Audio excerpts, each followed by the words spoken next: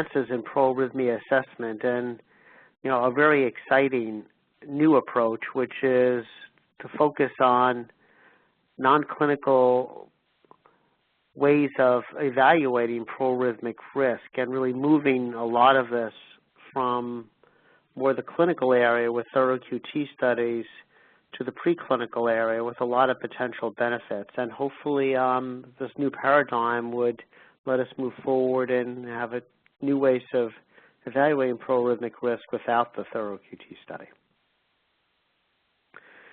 So when we think about torsade de pointes, it's been the single most common cause of withdrawal or restrictions of marketed drugs prior to the ICH-E14 guidance. And that really resulted in the decision, the 2001 timeframe, to go ahead and create a clinical guidance. And one of the conundrums is that torsade is very rarely ever observed during clinical development, except for drugs that have a high pro-arrhythmic potential, such as some of the class 3 antiarrhythmic agents.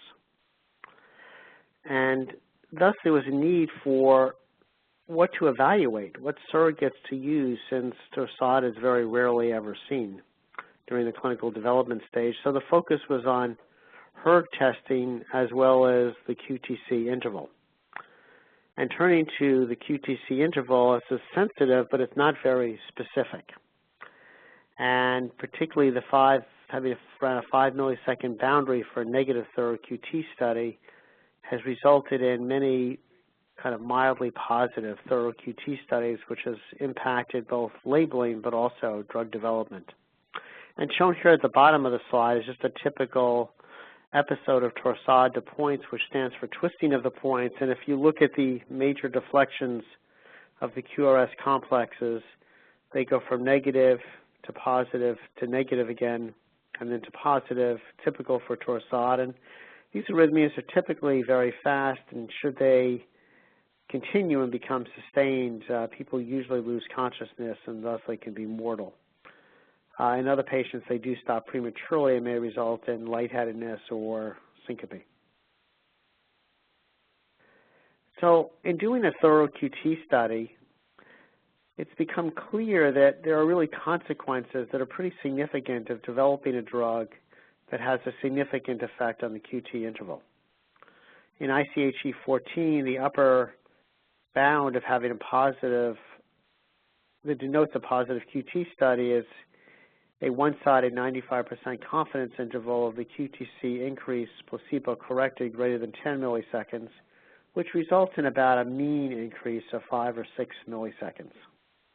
And the consequences of developing a compound that has a significant QT effect includes a significant development burden. Increased perceived risk results in the need to potentially have a greater degree of benefit, so the overall benefit-risk relationship remains positive.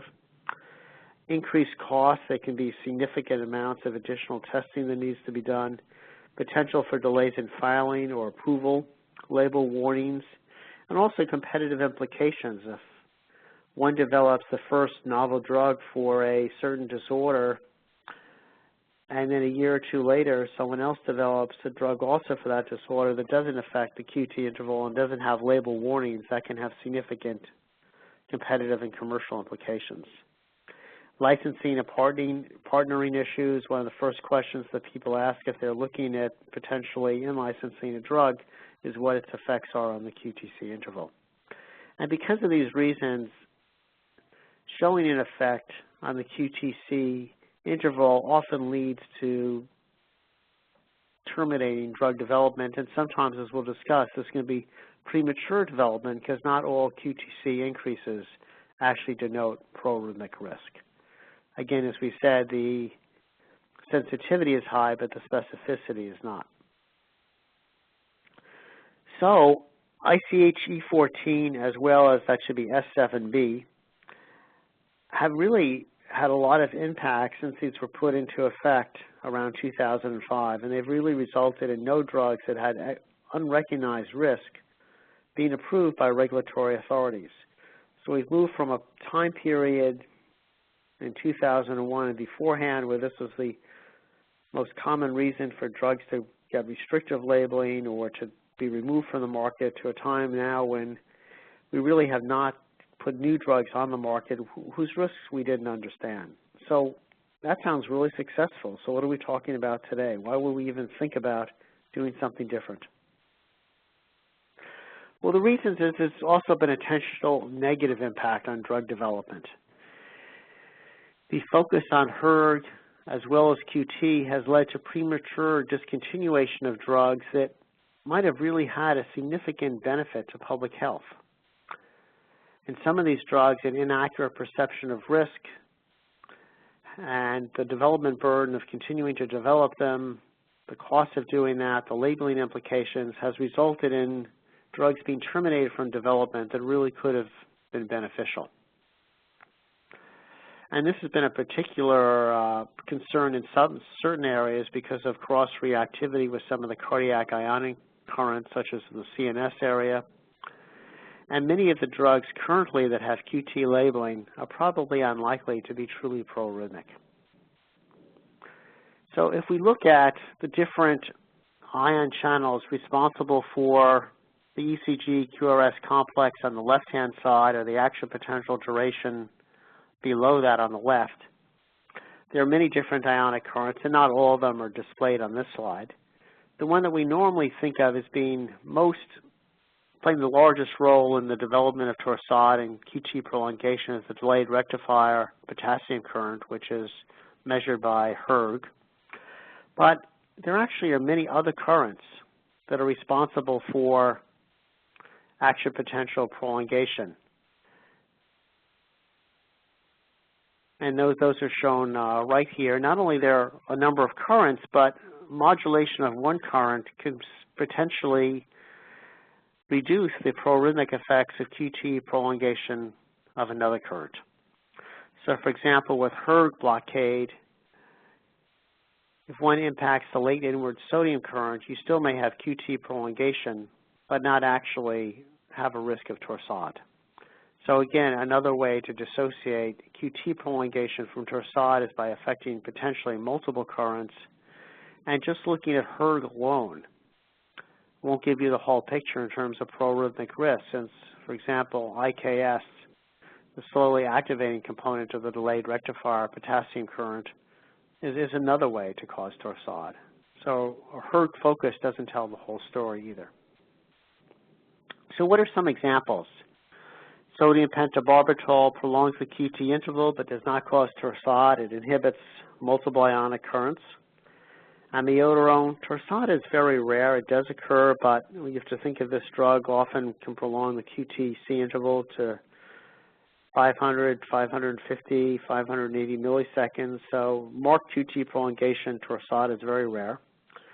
Verapamil has a balance between blocking IKR as well as the calcium, L-type calcium current. And QT-C is usually not prolonged except with very high exposures, but again, not associated with Torsade. And ranolazine also prolongs the QT-C interval, but not associated with Torsade.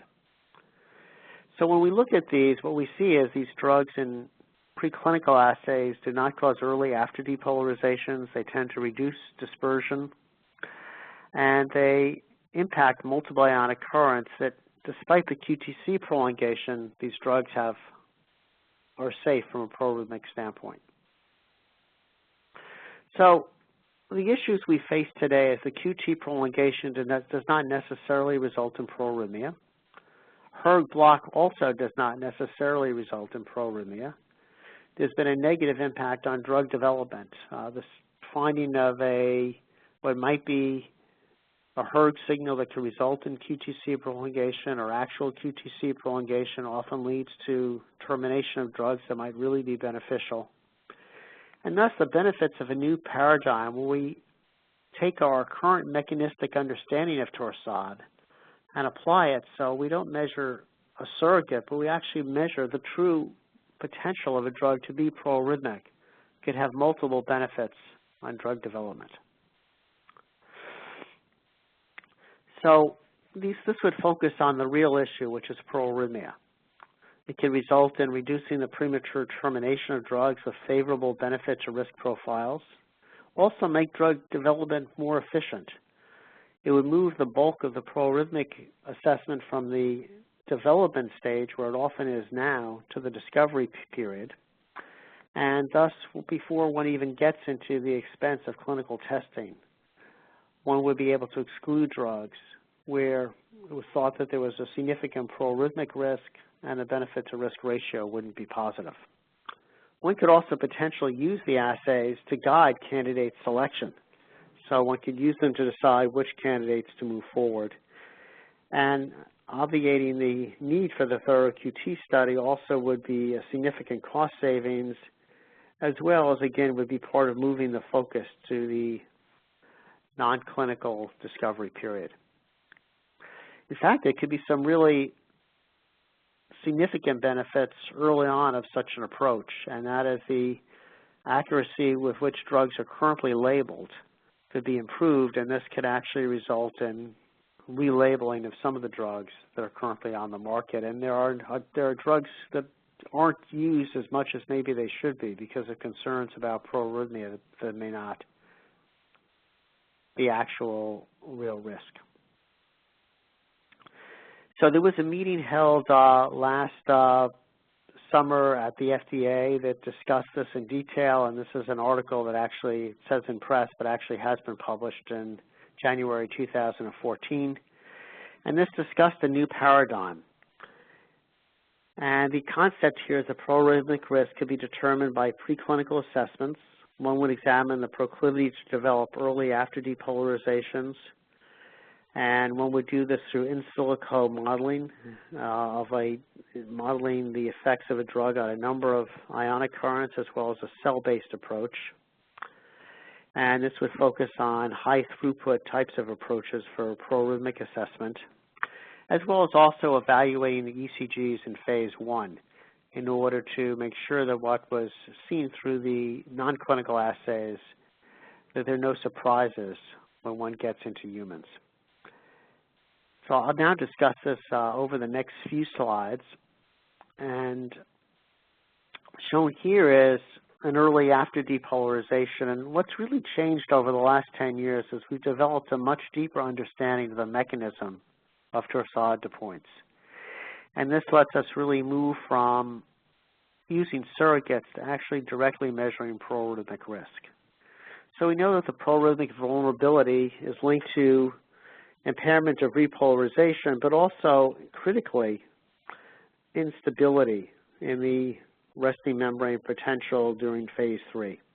And this can result in early after depolarizations that can result in triggered activity and the genesis of torsade de pointes. And the ease of inducing EADs reflects proarrhythmic vulnerability. So the concept here is it wouldn't be kind of a positive assay and negative assay. So that's how the thorough QT study is looked at. It's either positive or negative. But actually one could create a gradation of risk from extremely low risk to much higher risk of torsade. And so moving from a binary approach to really a gradient of risk approach, because for some drugs, depending on their use, let's say in acute myelogenous leukemia, one's willing to accept certain degrees of risk. Or obviously for allergic rhinitis, that wouldn't be the case. So it's important to be able to assess drugs across a gradient. So there are two major non-clinical pieces to the CiPA approach, and that is to examine ionic currents and to use these ionic currents in an in silico model to be able to model proarrhythmic potential. So sophisticated computerized model. So one would examine multiple ionic currents using voltage clamp studies and then run them through this model. And then the results of that could be verified in a myocyte-based approach using human ventricular myocytes. And again, there would also be assessments in the phase 1 clinical ECG evaluations, making sure there was nothing unexpected.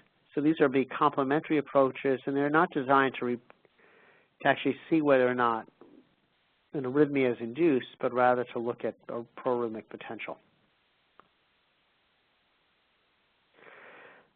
So one important piece of this is determining which ionic currents need to be assessed and developing standardized approaches to doing that. So this would be voltage clamp studies, probably focused on the 6 currents that I showed you earlier, looking at the effects on these currents using heterologous expression systems of human channels.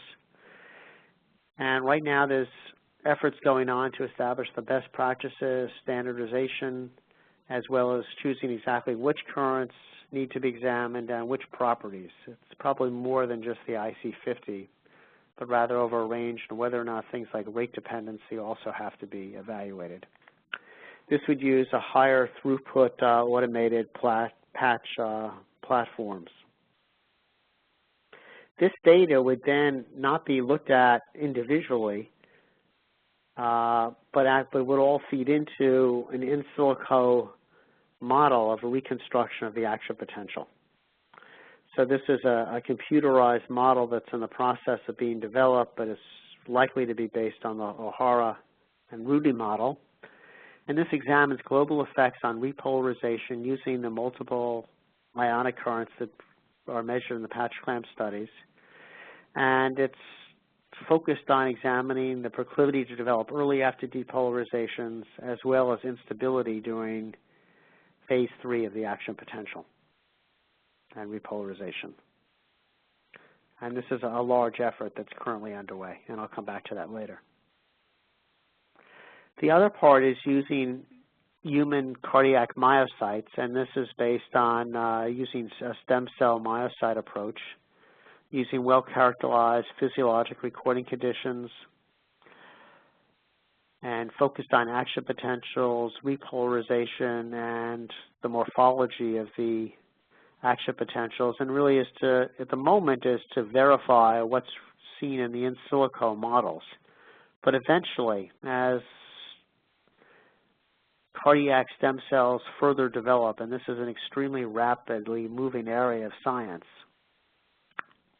we expect that over time, this may be able to become the main focus of proarrhythmic assessment.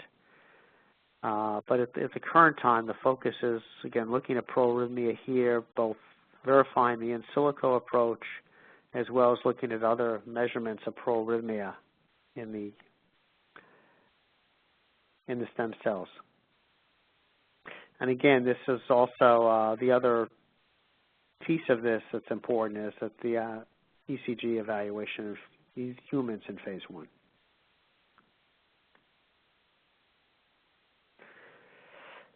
So by the way, I should have said earlier, CiPA stands for the Comprehensive In Vitro Proarrhythmia Assay. So this can really have we think, a major impact on the efficiency of drug development.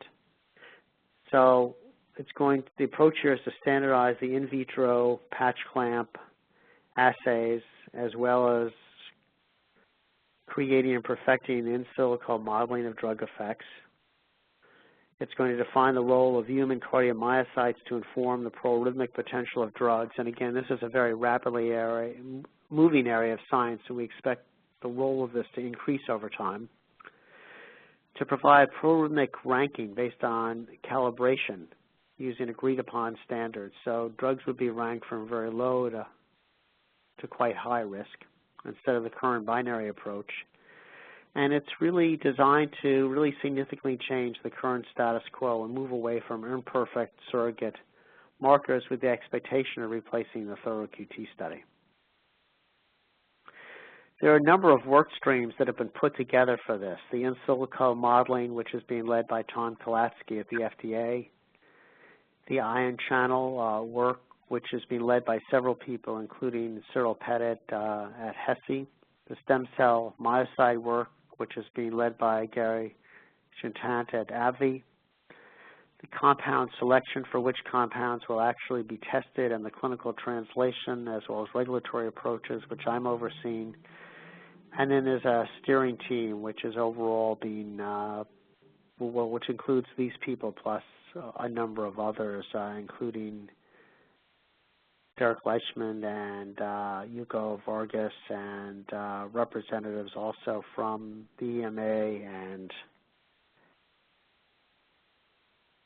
the PDMA in Japan and Health Canada. So there's a wide range of regulatory input and scientific input. So in summary, this is really, I think, a very exciting time in cardiovascular arrhythmia assessment. This is really likely to result in a major change in how we think about assessing proarrhythmic potential.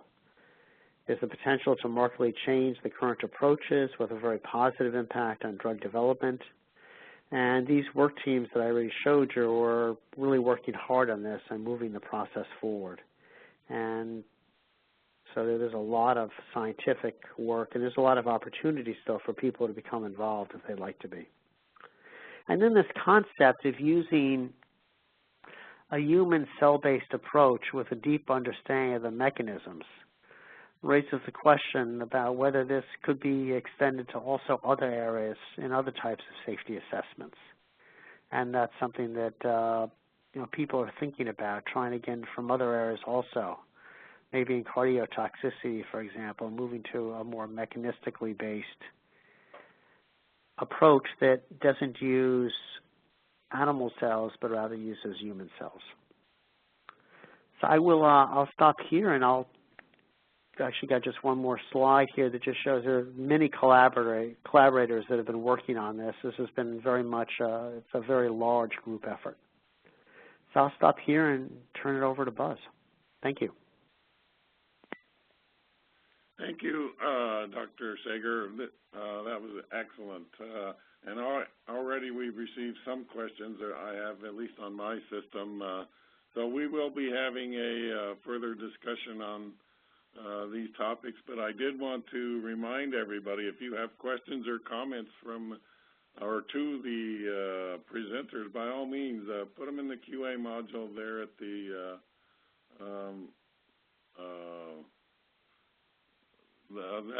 lower right-hand parts of your screen, and we'll assemble them and present them to the presenters. So with that, I would like to move to the next presenter, Dr. Arthur, or Buzz, as everybody knows him, Brown from Chantest. Good afternoon, Buzz. At least on my system, there you go. You're muted. You're off mute now, and you have the ball. So go ahead and introduce yourself quickly, Buzz, and then we'll look forward to your presentation. Okay, thanks, Ernie. Thanks, Philip, and hi, everybody.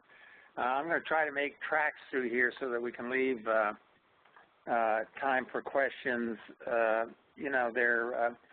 Some of the material I'm going to present fairly cursorily because Philip has covered some of it anyways. So I'm Buzz Brown. I'm the founder, president, and CEO of Chantest, and I have an adjunct professorship at Case. Just briefly, I think we've heard about the present guidances. I'd like to present perhaps an idiosyncratic view of their histories, but since I've been involved in, for example, the development of the HERG assay and its application to cardiac risk assessment from the very beginning, maybe show you where I'm coming from, some of the problems with the present guidances from a practical point of view, and I think we're definitely signed up. We were marching in the direction of CiPA anyways, and I think that has a strong case has been made for moving in this direction. And CiPA is essentially where we're saying that we want to shift the emphasis from QT prolongation to proarrhythmia, and we want to shift the non-clinical side of things and the clinical side of things, for that matter. We want to shift that to a more comprehensive and method of action kind of a mechanistic kind of approach. So this slide, the inset there shows where we got involved, which was back in the days of Seldane or terfenadine, which was the first non-sedating antihistamine. It was a blockbuster drug, and it's the poster boy for sudden cardiac death, SCD, from non-cardiac or non-antiarrhythmic drugs. So this drug showed no effect on APD or in vivo QT non-clinically as it was being developed. But once it hit the market, it was a big success, and cases of torsades de pointe, which were a big surprise actually, showed up. Now the frequency was very low, as Philip has alluded to. I mean, the frequency of these kind of events for non-antiarrhythmic drugs is on the order of 1 in a million. So you're never going to pick it up in a clinical trial. There was a lot of concern in this period historically for other drugs that were coming in with the same sort of thing. So the regulators switched over to, instead of concentrating on the event of significance, rare as it was, switched over to using the corrected QT interval as a surrogate.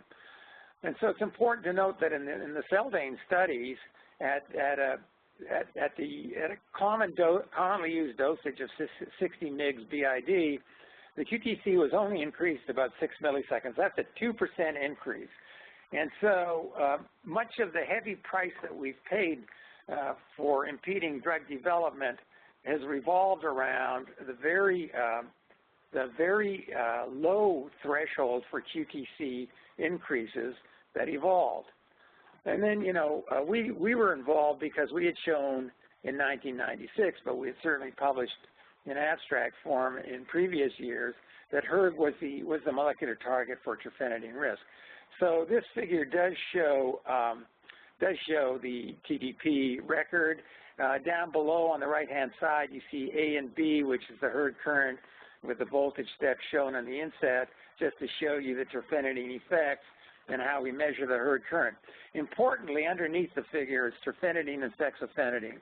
So this tells you that there's no class action effects. By simply carboxylating two of the methyl groups on the end of trofinidine, which happens in one pass through the liver, you have a drug that's safe. This is Allegra, versus a drug that's relatively dangerous in this regard, trofinidine. So at this time, there were a bunch of non-antiarrhythmic drugs like estemazole, which is an antihistamine, cisapride, a prokinetic, droperidol, a tranquilizer, levomethadil, an opiate antagonist, grepafloxacin and sparfloxacin, which were fluoroquinolone antibiotics, and taurolidine, which is an anticholinergic. All of them popped up. All of them were withdrawn from the market for the very same reason. So during this sort of 7-year interval from 96 to 2003, there were drugs from a wide variety of classes. It almost seemed like there was an epidemic of this disease. So there are wide classes of drugs that have this propensity to block hERG, but there is no class action effect so far as we know, even to this day. So again, just the quick guidances. S7B came out in 2005, emphasized delayed repolarization, which it took the form of looking at non-clinically hERG, action potential duration, APD90, generally APD90 minus 30 sometimes, and ECG QT. And then the TQT, the thorough clinical trial, you've heard about it from Philip, very low margin for safety here. And then CiPA with the change in emphasis that I've indicated. So in our own experience, we became very much aware of the fact that there were discordances between the hERG signal on, on the one hand, and arrhythmias and delayed repolarization on the other. So, for example, there was a publication by De Bruin and collaborators in 2005 in which they looked at a very, very large database, and they found that the odds ratio was 2 out of 3. That is to say, it got it wrong 30% of the time, at best, between a hERG signal and arrhythmias, which was the readout that they used. In our own experience, hERG and delayed repolarization also showed discordance. So if you look at the table there, you can see that we're looking at minus hERG, no hERG signal, plus hERG, a hERG signal, and then the columns are impaired repolarization and plus or minus. And so you can see that there's concordance roughly, in this case, 75% of the time, and discordance about 25% of the time. So these numbers of discordance running at about 30% or possibly even greater really point to the shortcoming approach, the shortcomings of the approach that have been used. And you've heard Philip talk already about the drugs that just don't fit in, like pentobarbital, amio. Verapamil in particular was important to me and to the way we went about it, because we knew all the way back in 1993 that verapamil was a potent IKR blocker as well as a calcium channel blocker. So we were very much aware of the contradictions here. Tolterodine, which shows up very much like verapamil. Ranolazine, you've heard about. Minoxidil is a drug that we have in the clinic that also has very interesting mice properties, which mitigate the herd problem. So the results, I think Philip has talked mostly of this. I just want to mention one point, and that is that the FDA has a data set of 34 TQT studies, and there was 95% approval of drugs with 10 to 20 millisecond increases in QT, and 83% at greater than 20 milliseconds. So they don't even pay attention to their own boundary conditions. So the TQT is more honored in the breach than the observance, in my opinion. Okay, so our approach has been to look at multiple ion channels, and Philip has alluded to the 5 that he likes. In our initial approach, we actually looked at hERG, CAV 1.2, and NAV 1.5, but we are extending it to the other 2 channels. And what we did here, what's shown in this particular figure, is the results that we obtained. We looked at 55 drugs, and 32 of them we classified as torsatogenic, and 23 of them we classified as non-torsatogenic. And we looked at these 3 channels. Now, because we were looking at so many channels and we were accumulating so much data, these are usually 4 by 3, that is 12 data point IC50s. We had to do this in a sensitive system that had throughput, and we settled on the QPatch system for this, single hole. And what you see plotted here is the IC50s for hERG, CAV, and NAV. The data and the 95% confidence intervals are circumscribed by the circles that you see. And you can see that we were able to look at and get the IC50 data for these different channels. Now, how did we decide whether a drug was torsatogenic or not? We decided that based on the Redfern paper, on the CERT, University of Arizona database, and on the package inserts and the FDA adjudication of the package inserts. So we used all of these to weight whether the drug was torsatogenic or not. And then we were interested in the relationship to the safety margin. So we used Cmax and protein binding to estimate those numbers, or to correlate those kinds of numbers, so that we could then get a safety margin measurement. So the next slide shows you what really, I think, summarizes a lot of what we observed. So in panel A, you've got the ion channel IC50s, you've got the effective therapeutic concentration measured as by that asterisk, and then you've got the hERG IC50 by the diamonds, the red diamond. NAV 1.5 is the rectangular blue, and CAV 1.2 is a circular blue fill.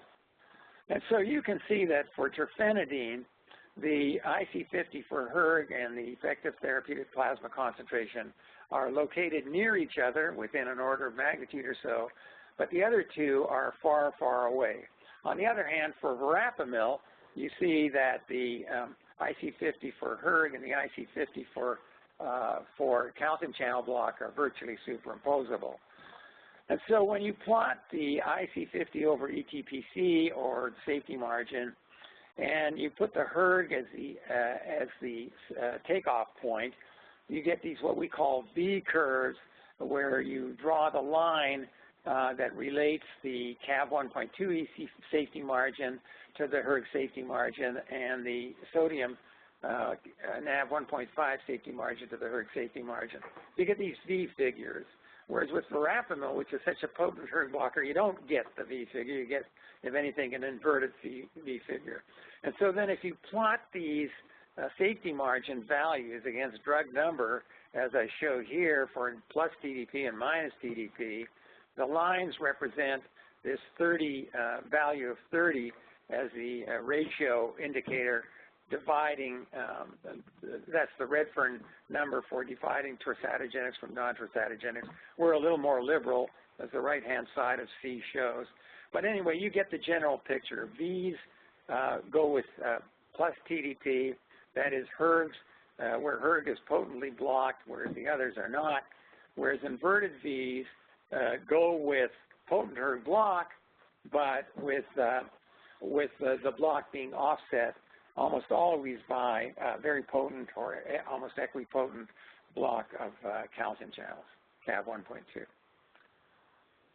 So if you look at our data, you can model it, you know, since we were using a binary outcome in this particular index, either plus TDP or minus TDP, it works fairly well with logistic regression models, and that's what we applied in terms of modeling the data. So the left-hand panel, we had a bunch of models which took into account various combinations of hERG, CAV, and NAV. But the ones that we want to concentrate on are the one that looked at hERG alone and the one that looked at hERG plus CAV. And we looked at the raw data. We broke it down into decades of drugs. And if you see the plot under Model 1, you can see that there's not really very good there's a graded region right here where the separation gets a little blurred. On the other hand, if you use a model that takes into account the effects of calcium as well as hERG IC50s, and by the way, here you don't even need the plasma concentrations, although you need to keep in mind what they might be. You don't really need them for this kind of mathematical interpretation. You can see that there's a very good division between those drugs that are likely to be tersatogenic from those drugs that are not going to be tersatogenic because of the calcium channel offset, block of calcium channel offset of the hERG effect. So just to summarize this up, where things stood was 70%. False positives were most frequent, but false negatives occurred. Mice is better than hERG. You have to go to something to do this. It only becomes practical if you use automated gigaseal patch clamps. The mice model, number 5, was the best model we had. Some of the other models were okay, but this was clearly the best one for the moment. And it's important to understand that when you do it this way, you can get turnaround times that are very fast. They're much faster than manual patch clamp. So the cost compared to just doing the hERG assay alone is de minimis, especially when compared to the gain in predictivity. So let's talk about the future now and about CiPA. Just a few words. You've already heard what the deal is. And I think you can all see what the answer is here. You want to use multiple cardiac ion channels, as I've demonstrated. You want to use as a target something that reflects human cardiac electrophysiology, and that means stem cell derived human cardiomyocytes. And we think it's very worthwhile to try to tie these together to produce in silico models of the action potential and of the ECG ultimately. And the focus should be on proarrhythmia, not on the QT. So here's how we've implemented this at CiPA at Chantest at the moment. So I've told you about doing the mice business, and we do that routinely now. We also model this, as I indicated to you. We use those logistic regression models. This is simply a different display than the one I showed in the previous diagram. It displays the same sort of data, but in this receiver operating characteristic curve mode, where you plot the sensitivity, that is to say, you plot the positives against the specificity, or 1 minus specificity, which are the false positives. And you can see that if you use the mice model, if you use the herd model alone, the price you pay is that to get the same sensitivity, you have to include many, many more false positives. Whereas if you use the mice model, you get rid of most of these false positives. So we also think that one should use the O'Hara-Rudy model to model the human cardiac action potential, and ultimately something of this sort to look at the QT. Now, for the integrated human cellular studies, we are using as target human embryonic stem cell-derived cardiomyocytes, either of the induced pluripotent type or from human embryonic stem cells. We're switching more and more to the iPSCs. This is the confirmatory data, and we're measuring this by manual patch clamp at the moment, and using the multi-electrode arrays where we look at field potential duration and arrhythmias. And we also use the Acceligent system, which is an impedance system, to measure cytotoxicity. And the idea then is to wind up with a pro-arrhythmia score, which will be mechanism-based, continuous scale, and rank-ordered comparisons. So over here on the right-hand side, you can see some of the data that we've been getting, and you can see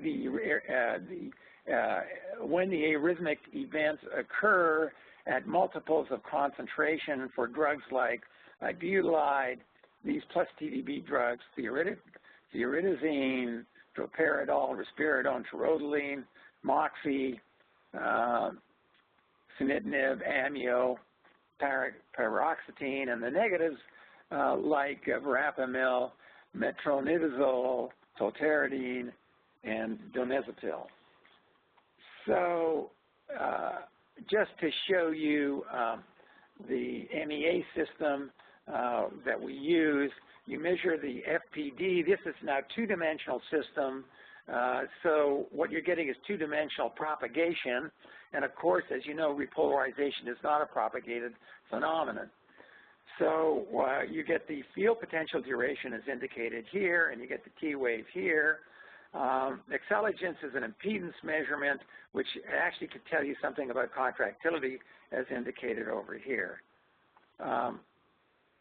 And just to show you, for example, data that we get in MEA with herd block using moxifloxacin, which, as you know, is a positive control used for the TQT. And you can see that there is a strong dose dependence of the field potential duration, which is shown over here in the insert. This is baseline, this is 100 micromolar, and this is 300 micromolar. You see the QT getting longer, and here you see it whips off an ectopic beat. And what you see down here is that the spike amplitude actually gets smaller, which is because these cells, you know, they're not perfect, not by any means. They beat spontaneously, which indicates that they're depolarized.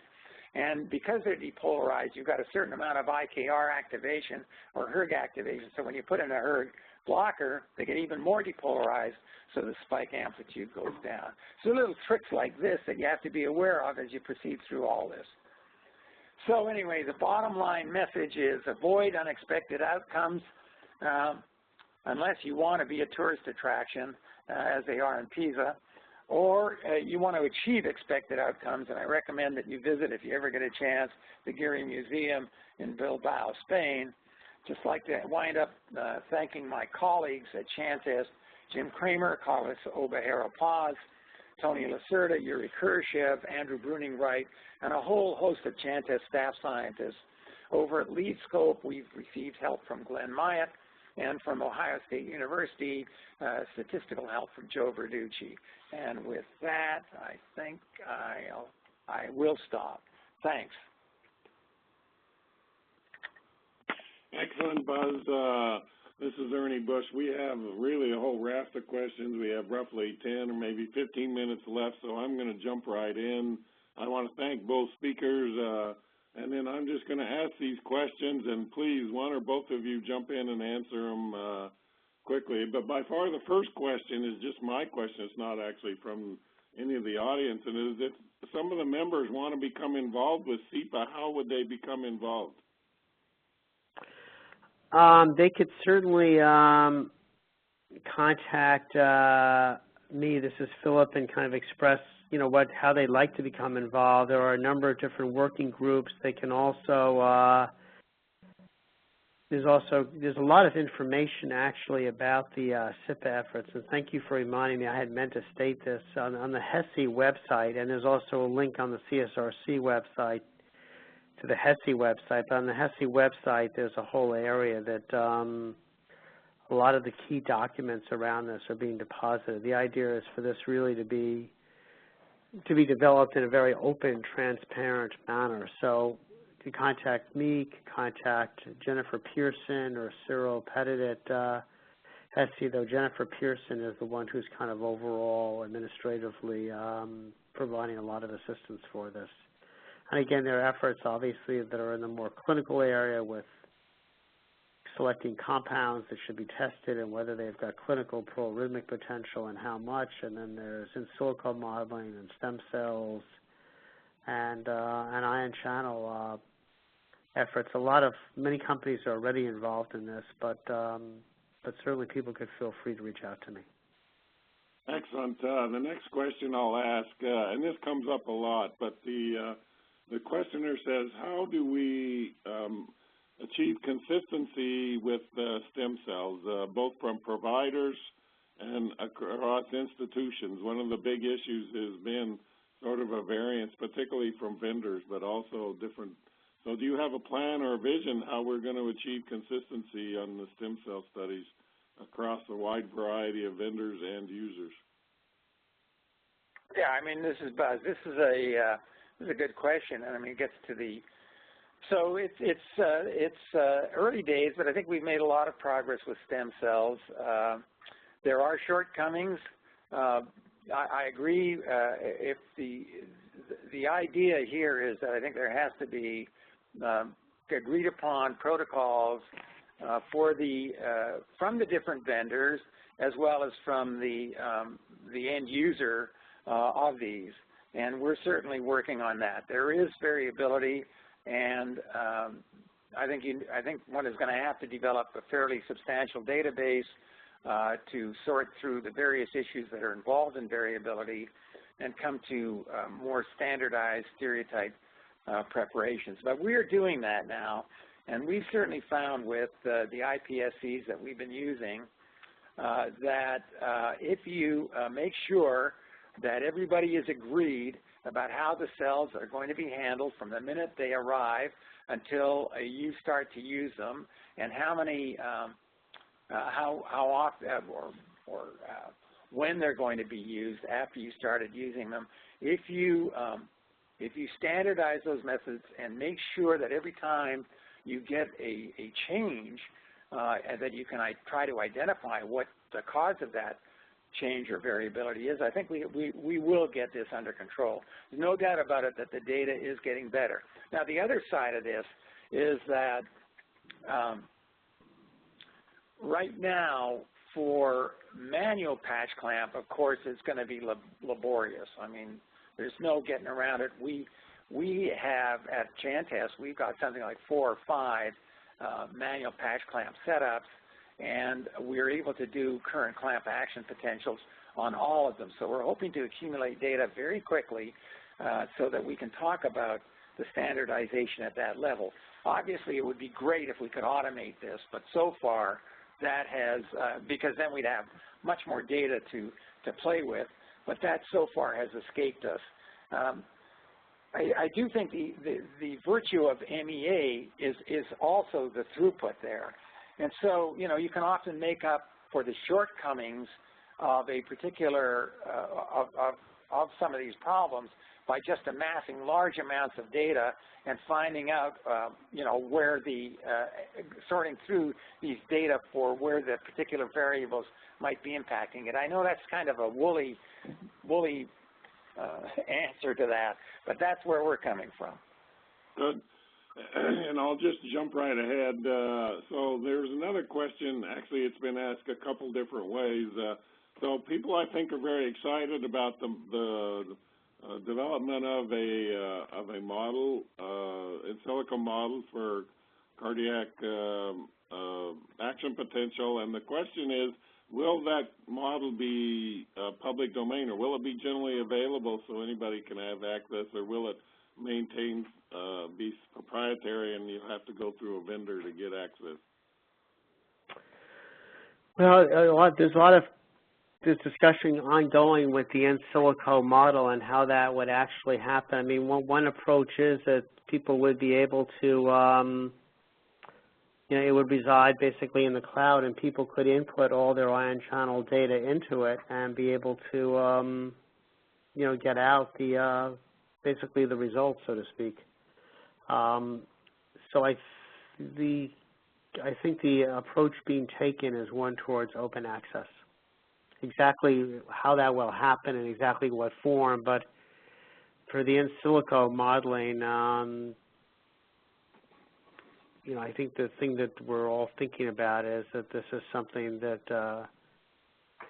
you know, it should be something that people can have access to and not have to pay to get their compounds run through it.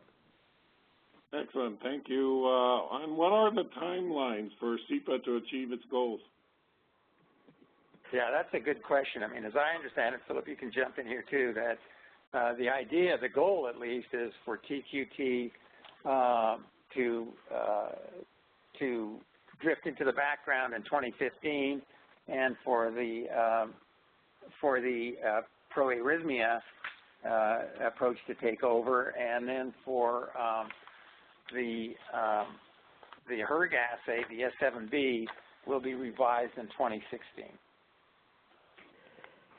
Yeah, so the challenge that was laid down last July by the FDA was to have this in place in 2 years. So that will be a year from this July, and you know, there's a lot of work going in that direction. It's there's a lot of work that needs to be done. It's obviously complex, but people are working very hard on it.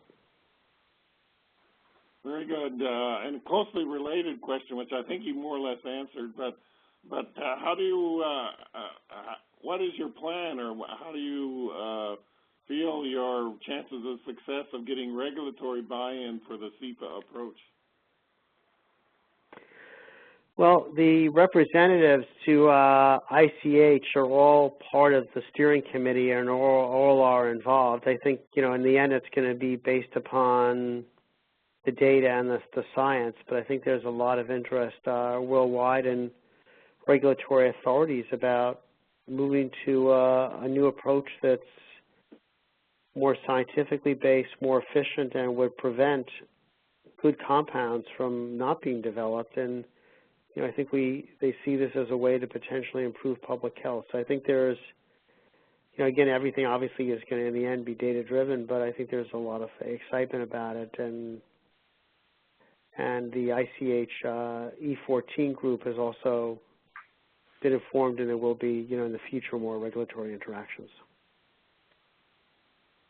Okay, it is the top of the hour. I think we'll go ahead and ask questions as long as we get them, but I did want to say thank you to the presenters and thank you to all of the attendees.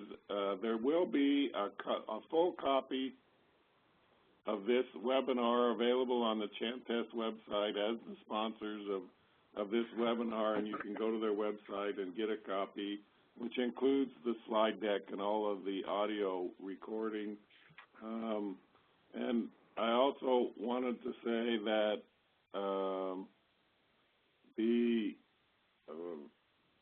a survey available in the chat section. We at CHA and Chantest would really appreciate your feedback on today's webinar. So if you just take a minute to click on that link in the chat section, we would really appreciate it.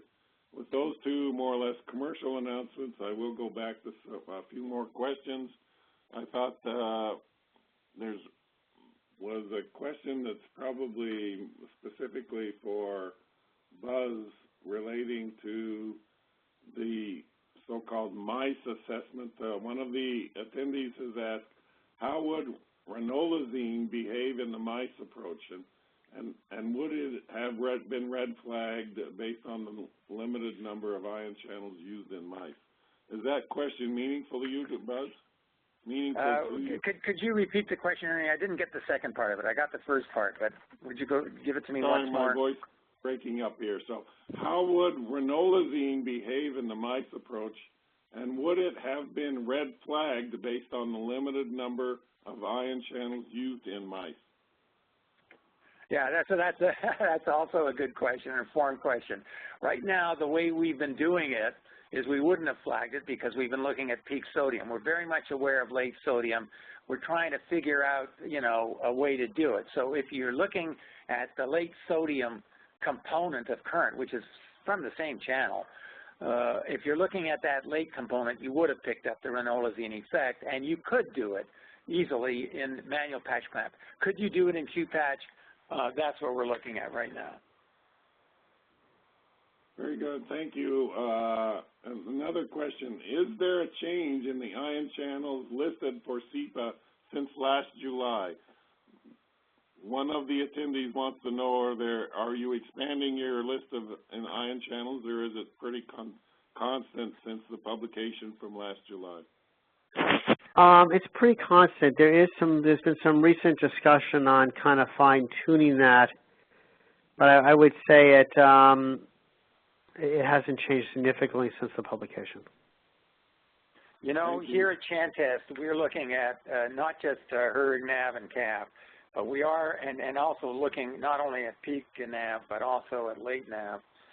But we're also looking at, IKS or KBLGT1-MIN-K or whatever the gene nomenclature for that one is. And we're looking at KIR, the inward rectifier. So those are the big five. But, if there are discordances, there's nothing that prevents us, at least, from looking at every other possible candidate, and there's at least 13 of them in the heart that are major players. But you could go exhaustively through the list if you really wanted to track this down. So right now, from a practical point of view, probably the big three, I would say we should move towards the big five. And then, for outliers, just go through the rest of them. Yeah, so the focus at the moment is on IKR, IKS, the fast, and as well as the late inward sodium currents, the L-type calcium current, and IK1. Thank you. And I will say again, for those of you that feel you need to leave, we do welcome your participation, and we understand we're past the hour, but I think we'll go ahead with these Q&As, and they will be on the recording so people can still hear the rest of these questions. I have to warn you that this is Philip Sager. I apologize. I thought we were just scheduled for the hour, so I may have to leave in a few minutes. And the same applies to you, Philip. But I'm sure Buzz will be in really good position to answer. Well, wait a minute. I have a hard stop at 3:25. Okay. Well, okay. So let's say we'll. Well, it's only 12 o'clock in my time zone.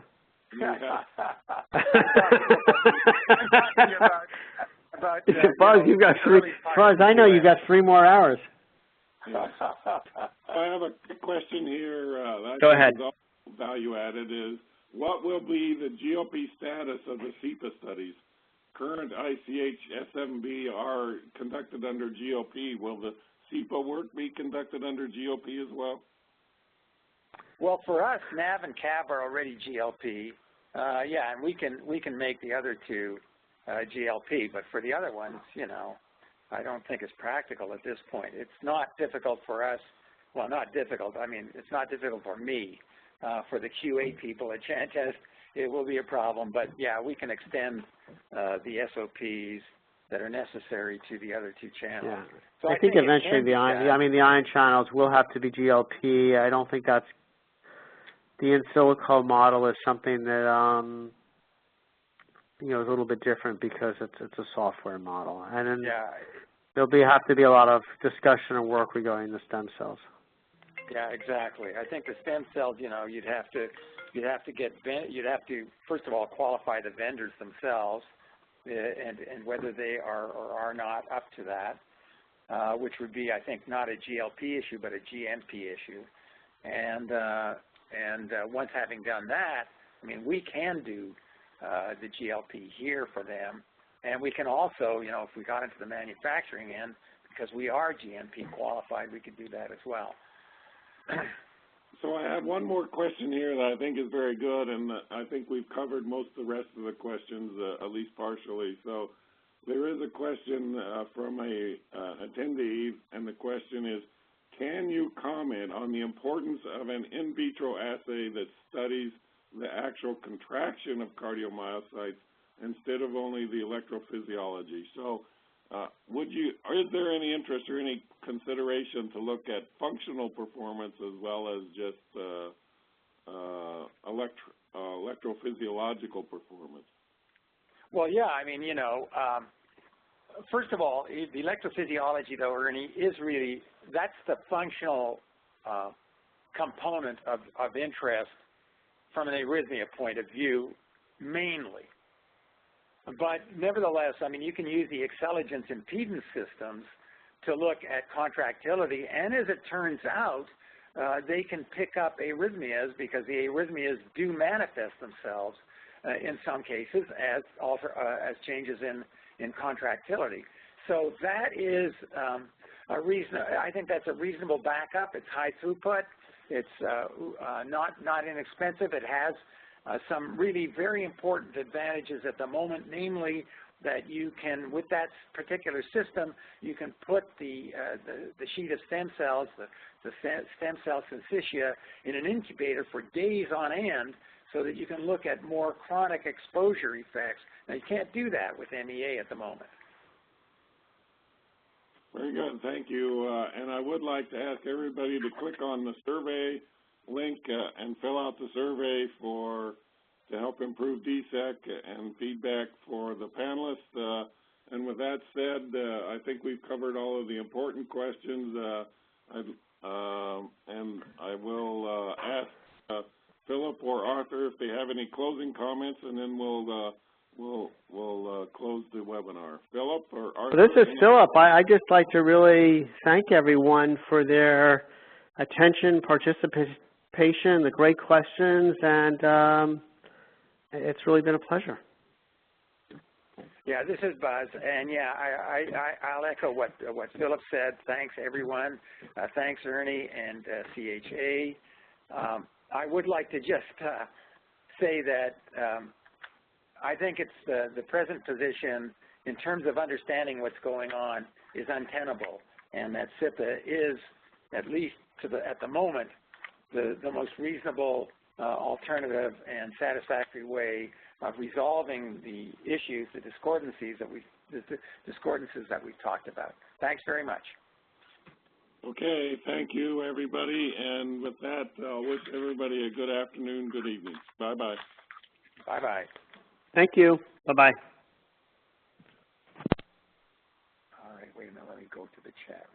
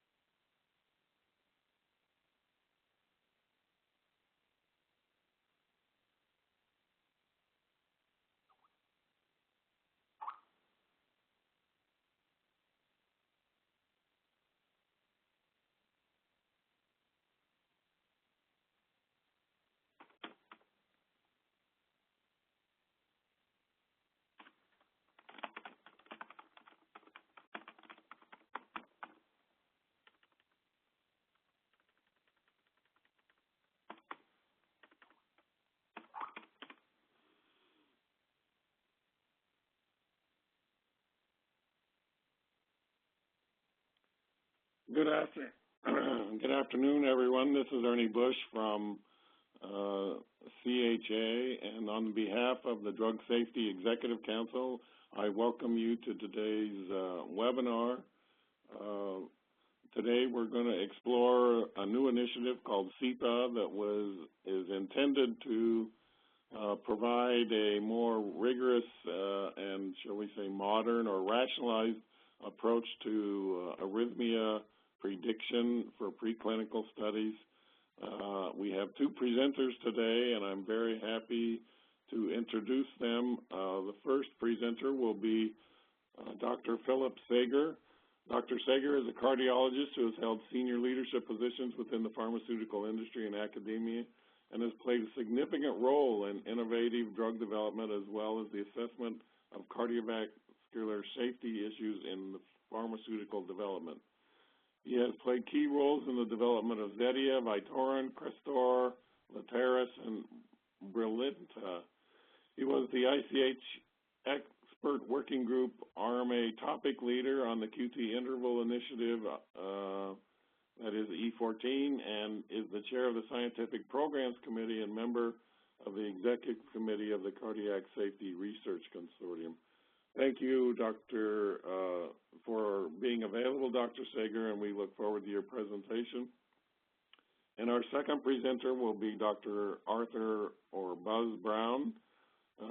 He is the Chantest founder and president and CEO and an adjunct professor of physiology and biophysics at Case Western Reserve University School of Medicine. Arthur or Buzz is a trained cardiologist and physiologist with more than 30 years of experience in ion channels and their relationship to human disease, and has published extensively in peer-reviewed journals. Dr. Brown has established world-leading physiology departments at the University of Texas, Medical Branch, Baylor College of Medicine, and Case Western Reserve. And I think I would add that Chantest is by far the gold standard for providing cardiovascular safety evaluation services. So without further ado, I would like to turn it over to you, Dr. Sager. You've been passed the ball, and you can advance the slides with your presentation.